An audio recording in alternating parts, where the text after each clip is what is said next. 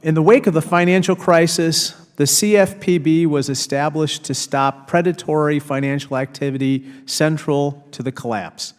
For years, the CFPB has stood up to financial predators, holding companies accountable for wrongdoing and returning $12 billion of ill-gotten money to consumers.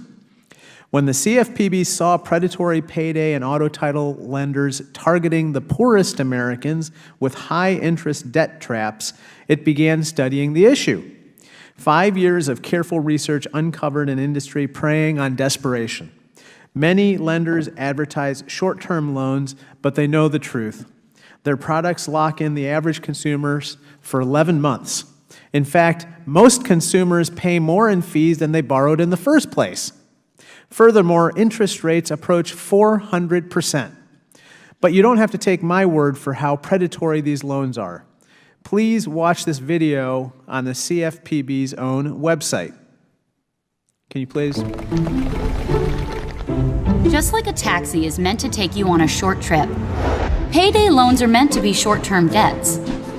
These are small dollar loans that are usually due in full on your next payday and carry an average annual percentage rate of over 300%. Most consumers can't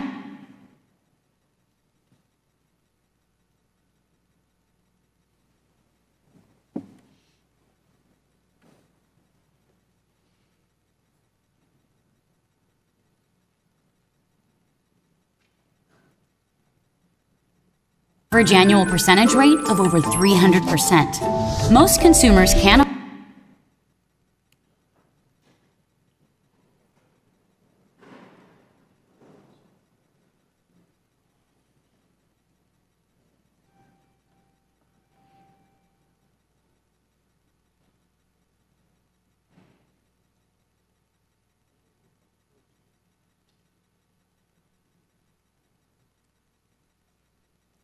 Just pause it then. Well, I think we'll see it eventually after it ends the buffering here. Why don't you pause the video, please? Most types of lenders make money when loans are repaid, but payday and auto title lenders succeed when their borrowers fail. 90% of fees come from people who take out 7 or more loans just to repay the first. CFPB's 5 years of research produced substantial evidence that action was needed. It issued the 2017 rule, also known as the payday lending rule, to stop the debt traps by simply requiring payday, title, and other high-cost installment lenders to determine upfront whether people could afford to repay.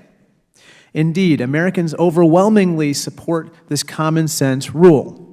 Nationwide, 73% of Americans support requiring payday lenders to check a borrower's ability to repay before lending money, including 74% of Democrats, 72% of Republicans, and 77% of independents. Today, we are going to discuss the CFPB's proposed repeal of this wildly popular rule. Why are we so focused on it? Listen to the plight of Billy A., one of the many borrowers central to the story. Billy A. is from Springfield, Illinois. She is disabled and on a fixed income. She took out a title loan to help when her grandchild was born. After a year, she had paid $1,500 on a $1,000 payday loan and still owed $800 on top of that. She couldn't pay basic living expenses, turning to a food bank and eventually living in her car.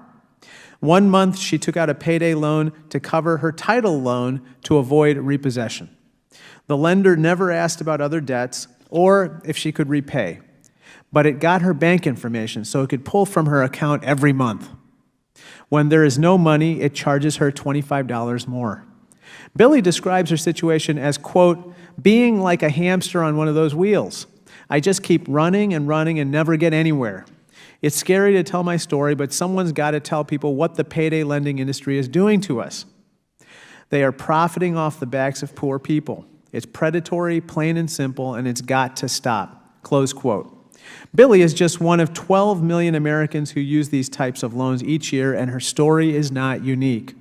The CFPB's 2017 payday lending rule was developed over the course of a half a decade to protect people like Billy, but the CFPB's current leadership has decided to abandon it based on no new research. This hearing will ask the question, why? Today, Mr. Paul is here from the CFPB to discuss payday lending. We in this room may not be payday borrowers, but we need to stand up for them. If we do not, what protections will CFPB come for next?